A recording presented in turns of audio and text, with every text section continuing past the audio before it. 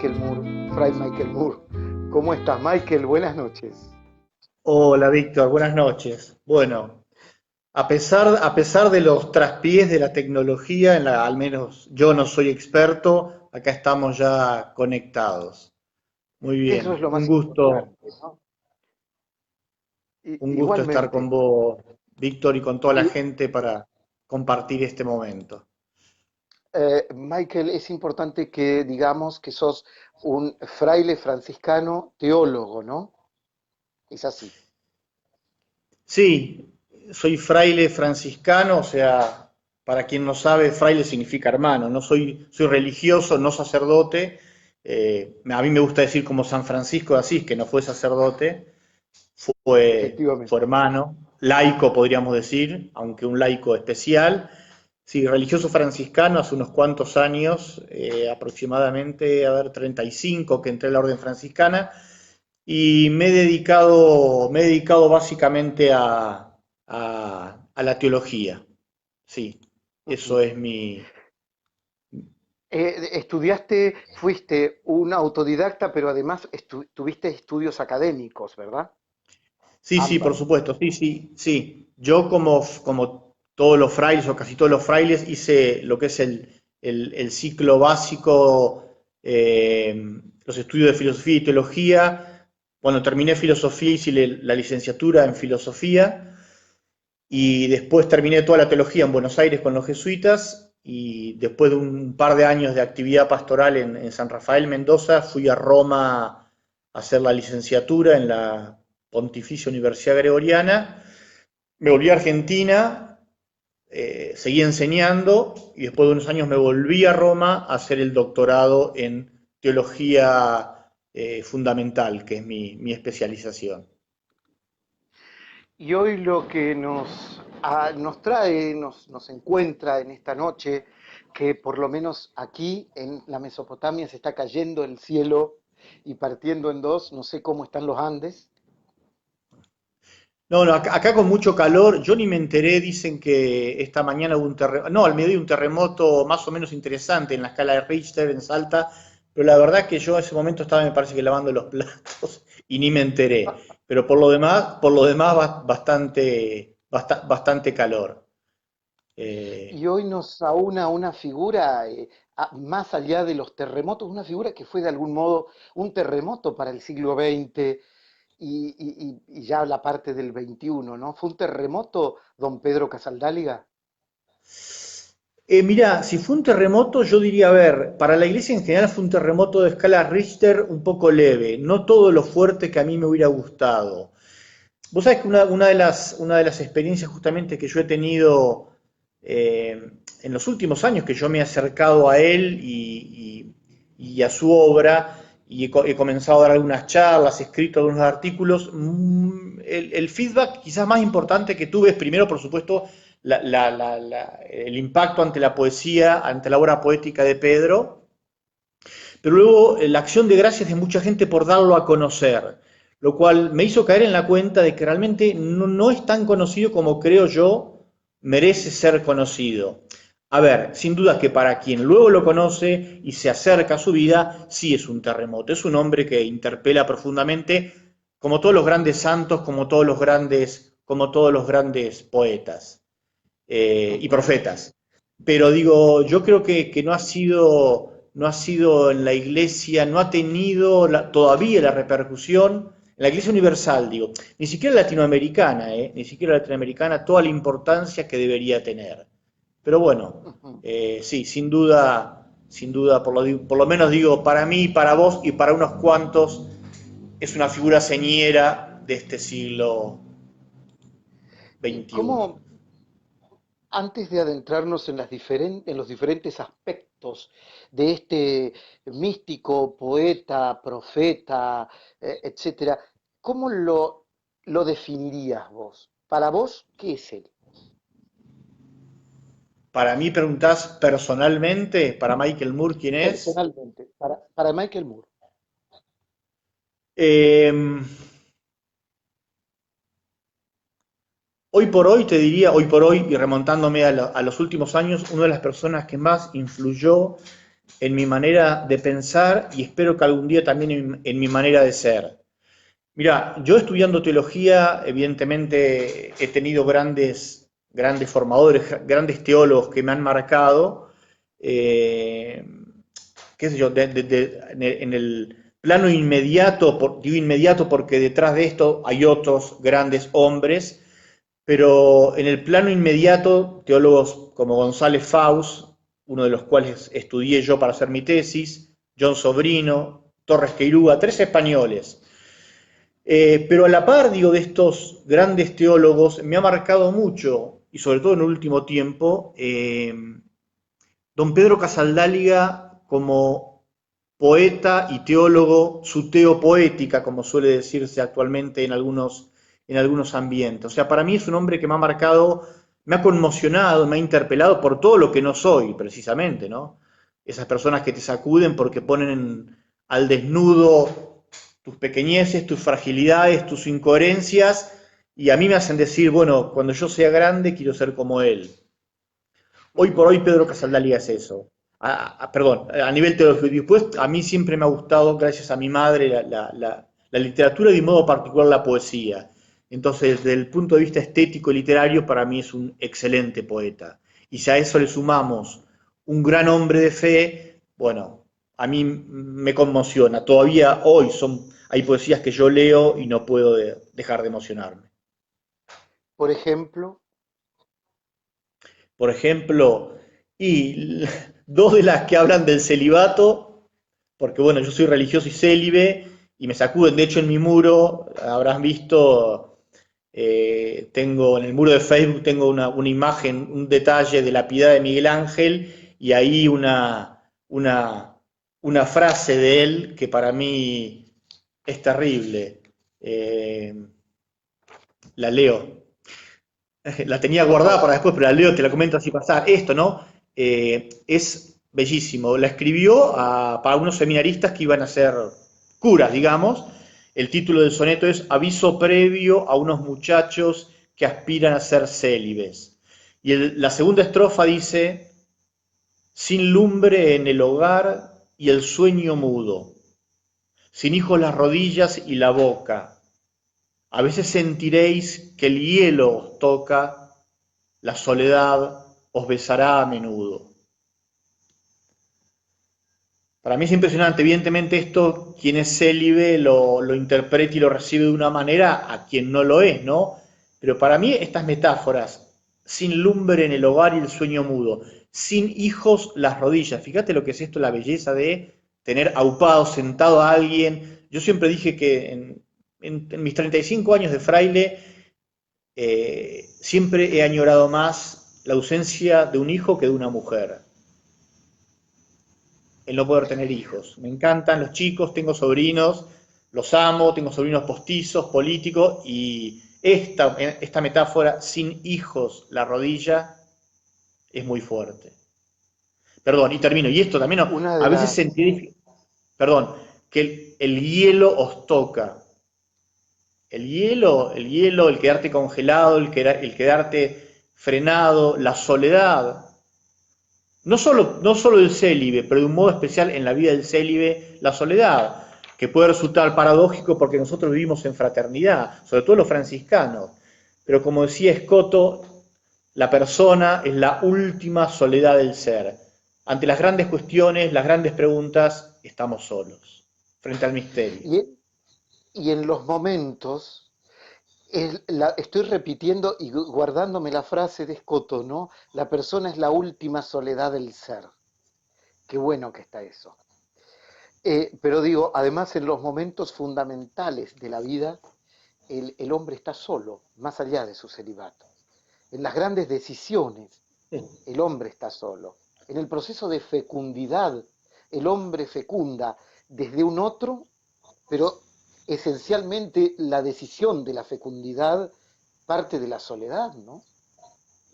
Sí, estamos solos y la fe, a ver, entiéndaseme bien, no es que aporta demasiado, porque a veces los cristianos pensamos que la fe es una superestructura que nos soluciona todo, nos da respuestas, y no. Frente a las grandes decisiones de la vida, por supuesto, no hay certezas matemáticas ni metafísicas, ¿Será esta la mujer de mi vida? ¿Me habrá Dios llamado? ¿No será todo un invento? ¿Valdrá la pena esto? Es uno frente al misterio, el abismo. Hablabas del misterio, ¿no? Y si empezamos por el tema del misterio, a hablar de don Pedro, el tema de lo mistérico, el tema del misterio, ¿no? Eh, ¿Cómo lo vivió él a ese punto? A mí, bueno, estas son de las cosas que uno, también entre otras cosas me gusta Pedro porque comulgo con muchos de sus sentimientos, de sus ideas, de sus vivencias, no por supuesto en la radicalidad de la vida, pero digo, en algunas intuiciones me siento muy cercano y quizás por eso me hace admirarlo y amarlo tanto. Y una es esta la cuestión del misterio, él insiste mucho, a mí me encanta esto, y quizás también por cuestión cronológica, ¿no? Yo hace 35 años pensaba de una manera y creía de una manera y hoy pienso y creo de otra manera. Quienes me conocen lo saben. Y me siento orgulloso de esto, ¿no? Yo lo digo bastante y lo he escrito por ahí retomando lo de Pablo. Cuando era niño pensaba como niño, hablaba como niño y creía como niño. Ahora que soy adulto, uno de los grandes problemas de los creyentes, creo, es que seguimos creyendo como cuando teníamos 10 años. Culpa un poco de nuestro infantilismo, pero sobre todo culpa de los que nos tienen que educar en la fe en la institución iglesia. Me refiero a los curas, a los predicadores, a los catequistas, a los teólogos. Bien, digo, el tema del misterio me parece interesantísimo porque en definitiva, Dios es un misterio. Decir un misterio, digo, esto daría en realidad solo esta cuestión para hablar 2 horas seguidas. Pero a ver, déjame decir al menos 2 cosas porque para mí esto es esencial. Cuando hablamos de misterio, al menos como lo entiendo yo y creo que como lo entiende don Pedro, misterio no es lo oscuro y lo totalmente incognoscible, sino lo que siempre nos excede y nos sobrepasa. Es decir, lo que es inagotable por exceso de luz, no por oscuridad. O sea, y de que de alguna manera nos atrae, nos fascina para seguir buscando. Entonces, y misterio, digo, no es lo ignoto. Pero Dios, digo, por definición, es misterio. Y esto va en contra de mucha teología, de mucha catequesis, de mucha predicación, de curas que cuando hablan, digo yo, parecen tener el 0800 Dios, donde ya saben que es Dios. El gran Agustín, todo esto vale como introducción, el gran Agustín, que escribió mucho, mucho de teología y buceó en el misterio de Dios, tiene una frase que para mí es genial que dice, si comprehendisti non es Deus. La digo en latín porque suena así importante. Sí. Si comprendiste, no es Dios. Y yo esta frase se la repito a mis alumnos cuando empiezo y cuando termino las clases. Si comprendiste, si entendiste, eso no es Dios. Bien, y ahora sí digo, paso a leerte uno de los poemas para mí más interesantes de don Pedro sobre el misterio, A titulado ver. precisamente así, El misterio. Os quedaréis sin la vida si le quitáis el misterio. Hay que salvar el aroma de la madera cortada. La mano de Dios confina con las murallas del mundo, con la esperanza del hombre. Jugarse el tipo de gracia como los niños que juegan. Servir bajo el día a día, creer contra la evidencia.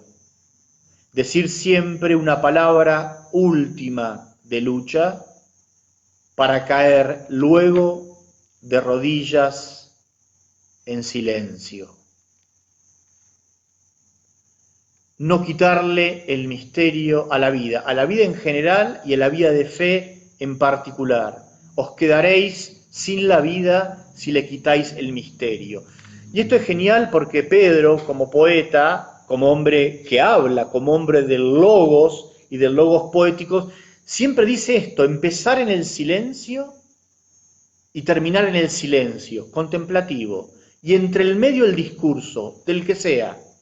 Don Pedro se dedicó al discurso preferentemente poético, pero el logos poético nace del silencio ante el misterio y termina cayendo de rodillas en silencio ante el misterio. Esto es genial. Vos sabés, Michael, que hay una frase que a mí me marcó mucho cuando en la adolescencia empezás a buscar el último sentido justamente a ese Dios desconocido, ¿no? Al que no conoces y demás. Me marcó mucho una frase muy sencilla, o una, mejor dicho, una metáfora, donde dice, cuando uno ve una cosa bella, una buena flor, un paisaje o lo que sea, supongamos un jazmín, que para mí tiene tanta significación, no te pones a mirar, tiene 13 pétalos color blanco de 2,5 centímetros por tantos milímetros, sino ante lo grandioso uno contempla. Yo he descubierto también eso que decís en Don Pedro, ¿no? Que ante el exceso de luz, ante el misterio, solo resta el silencio de la contemplación. Sí, lo que pasa, yo creo que vivimos en una cultura donde lo que es tanto la mirada contemplativa que, a ver, porque también podemos, digo, estos términos son polisémicos, no tienen muchos significados. A mí me encanta la idea de contemplación, es mirar en profundidad, ver en profundidad, eso es el contemplativo, no el extático que tiene las manos vueltas al cielo, No, que pensamos que es de no, los grandes místicos, no, el contemplativo es el que sabe penetrar en la realidad y de hecho, yo digo, y tantos otros por supuesto, hablamos de Pedro Casaldáliga como místico, pero con la definición de místico que dio un gran teólogo alemán fallecido recientemente, Juan Bautista Metz, que habla del místico de los ojos abiertos, contraponiéndolo al místico de los ojos cerrados, como aquel que está para adentro y sí, se va de la realidad para no contaminarse. Místico de los ojos abiertos es aquel que tiene la mirada bien abierta, valga la redundancia, frente a la realidad y que sabe ver cosas que otros no ven. Desde el punto de vista de la fe diríamos, el místico es aquel que sabe descubrir a Dios donde no parece estar. Y en este sentido Pedro fue un gran místico. Pero quería decirte que me parece que hoy tanto la palabra poética como la mirada contemplativa están muy devaluadas porque la mentalidad científico-técnica es lo que prima. Entonces, cuenta lo que existe, lo que veo, lo que toco, lo que se puede mesurar, lo que se puede medir. Y estas cosas, ujú. evidentemente, el misterio de Dios, el misterio de la vida, el misterio del amor, el misterio de la muerte, no se ven bajo ningún microscopio. Además, don Pedro fue ese contemplativo, tan, como lo decías recién, tal como lo decías recién, que estuvo siempre con los pies en la tierra roja, ¿no? Es decir, los pies en el barro. No era el estático, era el que contemplaba con los sentidos, ¿no? Sí, sí, sin duda. Hay un pequeño poema que yo lo compartí también en otro espacio. eh, Voy a leer dos que tienen que ver con el tema de estar con los pies en la tierra y que tiene que ver de alguna medida con el tema de la inculturación y con el tema de Jesús. Ahora hago los links. Fíjate este primero, muy breve, pero a mí me encanta y creo que es interpelante para otros. Los hombres que vuelan alto tienen gran poder de síntesis desde las nubes distantes, pero quien camina a pie analiza cada paso y sintetiza en sus ojos esta piedra, aquella flor, los ojos de cada hermano. Estas dos actitudes epistemológicas de conocimiento, ¿no? De los que vuelan alto, a veces muy, y bueno, quizás tengan capacidad de sintetizar, pero dice desde nubes distantes. En cambio, el que está ahí, con los pies en la tierra, afincado, ve otra cosa. Es capaz de sintetizar, captar, cosas que desde lo alto no se ven. La pequeñez de la flor, la belleza, dirías vos, del jazmín y el perfume del jazmín, que de lejos no se siente, los ojos de cada hermano. Digo, me parece un soneto bellísimo que habla del tema de tener los pies en la tierra, de la encarnación y si querés de un punto de vista no religioso, podríamos decir de la inculturación. Pero esto yo creo que Pedro lo toma en su experiencia religiosa de su cristología, es decir, de su concepción de quién fue Jesús de Nazaret y cómo fue Jesús de Nazaret. Te comparto un soneto también de los que más me gustan a mí, hablando de Jesús y de la encarnación, que se titula Él se hizo uno de tantos. Ujú. En la oquedad de nuestro barro breve, el mar sin nombre de su luz no cabe. Ninguna lengua a su verdad se atreve. Nadie lo ha visto a Dios. Nadie lo sabe. Mayor que todo Dios, nuestra sed busca, se hace menor que el libro y la utopía. Y cuando el templo en su esplendor lo ofusca, rompe infantil del vientre de María. El unigénito, venido a menos, traspone la distancia en un bajido. Calla la gloria y el amor explana. Sus manos y sus pies de tierra llenos. Rostro de carne y sol del escondido. Versión de Dios en pequeñez humana. Un soneto espectacular que intenta decir lo indecible, que es el misterio de la encarnación, central en el cristianismo, y que yo creo que la teología tiene que desmitificar y ahondar mucho más. Pero bueno, son todos grandes temas que darían para hablar demasiado. Pero al menos yo quiero rescatar un par de cositas y después te devuelvo la palabra de este soneto. Me encanta la idea que pone de encarnación, lo que preguntabas al principio, en la metáfora, sus manos y sus pies de tierra llenos. De alguna manera, la encarnación supone que Dios se ensucia los pies y las manos, los mete en el barro y camina nuestros caminos. Y esto lo digo y lo subrayo porque muchas veces hemos recibido una catequesis con una imagen de Jesús donde Jesús no es muy humano, porque pareciera que siempre tiene una carta debajo de la manga, es un Dios disfrazado de hombre, pero bueno, él ya sabe, él ya conoce, él no tiene miedo, él es un Superman, y no, Dios si se encarna asume esta realidad hasta las últimas consecuencias. A eso apunta la metáfora, las manos y los pies de tierra lleno. Y cierra el soneto con una afirmación para mí bellísima, que Jesús es la versión de Dios en pequeñez humana. No es el dogma de Calcedonia, pero para mí lo dice de un modo genial. Dicho en otro lenguaje más asequible, traducido, que Jesús es Dios cuando juega a ser humano. Y esto implica muchas cosas para nosotros, pero lo dejo con esta idea nada más. Que nosotros, los cristianos, los que creemos en Jesús, mirándolo a Él, mirando su humanidad, su vida concreta, no la de después las imágenes, los altares, las apariciones, el Jesús concreto de los evangelios, mirándolo, sospechamos un poco cómo es Dios. Cómo es este Dios que decíamos sigue siendo misterio. Pero conocemos algo. Me gusta mucho esta palabra a mí. Nos asomamos al misterio y sospechamos algo de lo que es Dios mirando cómo Jesús es hombre. Mientras hablabas del Cristo, ¿no? De barros y de pies y tierra y manos, de pies y manos de tierra llenos, ¿no? Recordaba justamente cómo habrá tenido don Pedro de internalizado, claramente se lo descubre en su poética, el rol del sacerdote, ¿no? Es decir, del mediador, del que ofrece todo ese mundo a Dios, ¿no? Del que va llevando eso a Dios. Se me venía esa imagen, ¿no?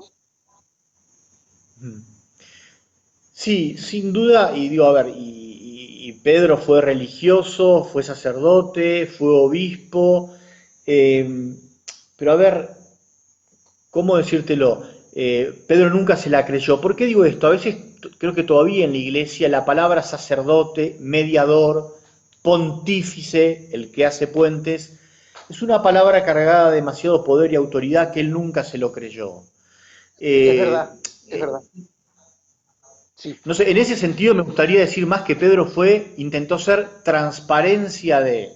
Me gusta más esa categoría que Ajá, usa por ahí Leonardo Boff en otro contexto, porque si no es como que yo soy mediador entre ustedes, los laicos, y Dios. Y a ver, no, bueno, acá habría también mucha teología para hacer. Y Pedro creo que no, Pedro fue uno más. Fue uno más, llegó en Pedro, llegó en el 68 a Brasil, en el 71 fue ordenado obispo, pero Pedro llegó y se empezó a vestir como la otra gente. Comía lo de la otra gente, vivía en una casa igual que la otra gente, cosa que no hacemos ni los frailes ni los obispos en general, ¿no? ¿Dónde vas a encontrar un ujú, obispo que viva como vive la gente del pueblo, con la casa abierta en sus puertas de par en par?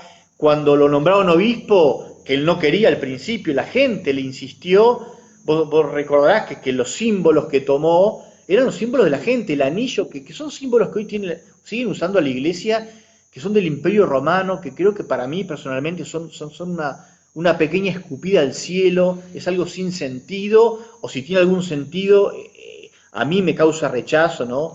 Esos signos de poder, digo, que son propios del Imperio Romano, el anillo, el báculo, esos solideos, mitra, aparte de ridículos, ¿no? Creo que hoy ver vestido a un es bastante ridículo. pero además él, recordemos para quien no lo sepa del otro lado, que por báculo tuvo un remo, era un remo de la gente, del lugar, de las canoas que andaban. Exactamente. El báculo remo, el anillo era el anillo de coco negro, se me rompió un anillo de coco, que es el que usa la gente, son anillos negros, Sí, en vez de mitra, un obispo, un sombrero sertanejo que se llama, sombrero de paja que usa la gente. A eso iba. claro. O sea, acá hay una imagen, fíjate, del tema de poder, de mediación, que evidentemente, y bueno, y que después, por supuesto, lo expuso también en los poemas que hablan de la iglesia que él soñaba, de la iglesia que él soñaba. Sí, sí, pero antes vayamos a lo que decíamos, vos recién nombraste del hombre, ¿no? También como el misterio del hombre. ¿Qué es el hombre para vos y qué es el hombre para don Pedro? Hmm, qué pregunta. Este, ¿Qué es el hombre? Evidentemente creo que no se puede definir la antropología en una categoría solo. Pero te digo, a ver, dos cosas que para mí son importantes, no lo digo del catecismo, sino desde una convicción realmente de fe. Eh, el tema de ser hijo, o sea, estoy hablando por supuesto, el hombre desde un punto de vista cristiano, no cristiano. Para mí el hombre es hijo. Esto implica evidentemente definir la relación frente al misterio de Dios con la categoría de padre. Y déjame subrayar, decir que Dios es padre es una metáfora. Yo en el último tiempo vengo pensando mucho en esto, que uno de los grandes problemas de la teología y luego de la catequesis es el tema del antropomorfismo cuando hablamos del misterio. Yo, Ujú. a ver, porque Jesús habló de que Dios es Padre, pero yo con la misma potencia que digo Dios es Padre, Dios es Madre, con la misma certeza puedo decirte, no, Dios no es Padre, no es Madre, no es abuela, no es suegra, mucho menos. O sea, digo, son todas categorías antropomórficas, que es un problema cuando yo digo Dios es Padre. Pero bueno, digo, salvando esto y las comillas, decir que uno se descubre hijo e hijo amado supone que hay una relación con alguien que es un padre. Por lo tanto, para mí el hombre es hijo de alguien que me precede, que me sostiene, que me acompaña, y esto es el misterio que yo llamo paternidad. Y la segunda nota que hoy me es fuerte, el hombre como ser de esperanza, y esto se lo debo a Pedro. El tema de la esperanza a mí Ujú. es una de las cosas que más me ha marcado. Mira, te digo, en Don Pedro Casaldáliga y 20 años atrás en una común admirada nuestra que es Teresa Parodi. De las cosas que más me impactaron siempre de su poesía hecha canción, es el tema de la esperanza. Me parece impresionante. Mi querida Teresa Parodi, las canciones, donde la mires, el tema de la esperanza es recurrente, es transversal, te llena el alma de gozo, te empuja a seguir. Bueno, y con Pedro Casadá digo lo mismo. Por lo tanto, la segunda nota que se me ocurre decirte, también para Pedro, el hombre es un ser de esperanza. Y no es poco decir. No digo de fe, ni siquiera de caridad, te digo de amor ahora. El hombre es un ser de esperanza y que por eso cree en las utopías. como don Pedro, como don Pedro. Sí, sí, sin duda.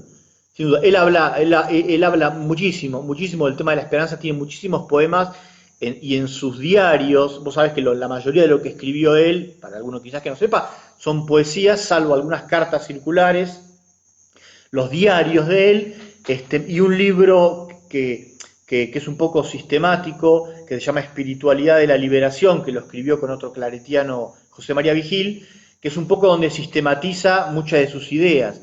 Y ahí el tema de la esperanza es siempre recurrente, es siempre recurrente. Y en un momento, en un libro, Diálogos en el Mato Grosso, con Teófilo Cabestrero, otro claretiano, a mí hay un texto que me impresiona, no lo tengo acá ahora, pero que dice con otras palabras, en este contexto de tanta muerte, yo me vi obligado a esperar.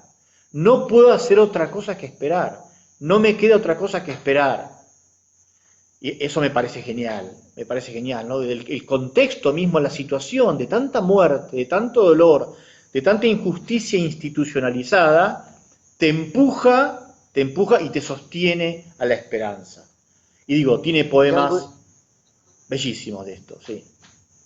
y algo importante como corolario del párrafo que decías, ¿no? La suya fue una esperanza activa. No fue sentarse a esperar, sino accionar desde la palabra, desde el testimonio, desde la coherencia de vida, para que esa esperanza sea operante, para que esa esperanza y esas utopías lleguen a una consecución concreta en el hombre, ¿no? Sí, sí, totalmente. Cuando se habla en espiritualidad se habla de la esperanza como una virtud activa. O sea, esperar no es sentarme, la esperanza no es sentarme a Claro. esperar, sino que yo por eso en alguna charla también que di puse, que era sobre Don Pedro, era discernir la cruz en el horizonte de la esperanza apurada. Me refería a esto, como que uno mismo también apura a la esperanza, la obliga a actuar, a que nos nutra. Sí, sin duda. Porque vos O viste que sea, nuestra catequesis común a veces nos da la esperanza como algo que está ya lejano, sí, va a suceder la esperanza algún día. No, la cosa concreta y cotidiana. sí, y que y la esperanza es sobre todo, digo, a ver, en primer lugar, para el más acá, no para el más allá. Yo Claro. digo, yo quiero ser feliz en esta vida. En la otra no sé, no tengo ni idea de qué se trata. Yo quiero ser feliz en esta vida. Creo que mi vida tiene un sentido acá. Y quiero ser feliz, quiero ser libre acá, acá. El otro, por supuesto, sí que creo en el más allá, pero a ver, porque es un gran problema esto, si no alienamos a la gente cuando les decimos, bueno, pero si en esta vida no te va muy bien, los pobres, en la otra vida, no, en la otra vida nada, esta vida, esta vida, que fue la que amó Jesús, la que amó Francisco de Asís, la que amó Don Pedro Casaldáliga, estamos llamados y tenemos el derecho a ser felices y plenos en la medida que podamos en esta vida.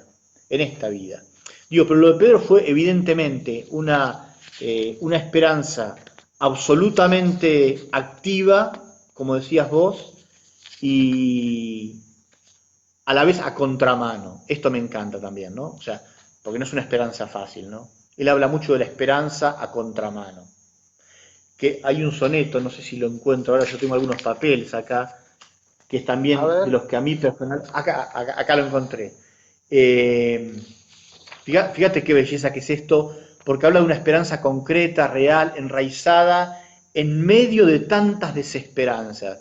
Y esto creo que es muy iluminador para la gente, nosotros los argentinos, que hoy también estamos llamados a esperar en medio de tantos dolores, de tantas contradicciones, del COVID, de la política, de los curas, de lo que sea, ¿no? Tantas desesperanzas. Eh, el soneto se titula Entonces lo veremos como es.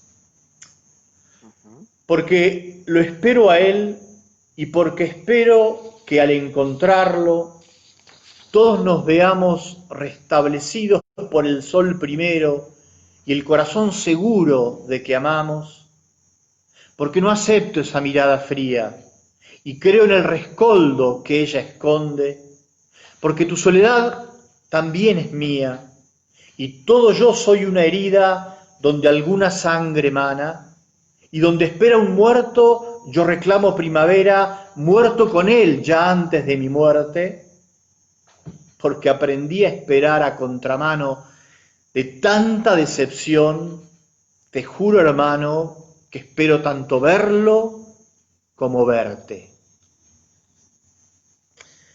Es una belleza este soneto, es para leerlo, rezarlo, meditarlo. Contemplarlo, sí. Sí, exactamente. Pero fíjate qué interesante, porque lo que dice Pedro dice, a ver, no solamente, a ver, esperar y entonces encontrarme con el amado, con Dios, no, encontrarme con el otro, con los muertos antes de tiempo, con los oprimidos, con los que la injusticia ha borrado.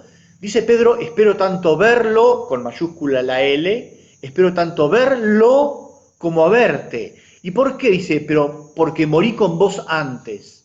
Esto es genial. Compartí con vos la muerte y por eso comparto también la esperanza, diría John Sobrino, de que los victimarios no tengan la última palabra, que la muerte no sea lo definitivo. Yo reclamo primavera, muerto con él ya antes de mi muerte, porque aprendí a esperar a contramano. Esto es interesante, ¿no? Cada uno de nosotros en nuestra historia de vida, desde el lugar que tenemos, de lo que hacemos, estamos acostumbrados a esperar a contramano. Yo digo, a ver, a contramano en primer lugar de mí mismo, de mis mezquindades, de mis fragilidades, de mis traiciones, después a contramano de la orden franciscana, de la institución a la que pertenezco, de la Iglesia Católica a la que pertenezco, de la humanidad a la que pertenezco. Digo, todos esperamos a contramano de muchas cosas. Y bueno, ahí forjar la esperanza de que el mañana puede ser distinto, seguir apostando por la utopía, sabiendo esto que probablemente el primer enemigo con el que tenemos que lidiar somos con nosotros mismos, ¿no? La primera contramano nos pone nuestras contradicciones internas.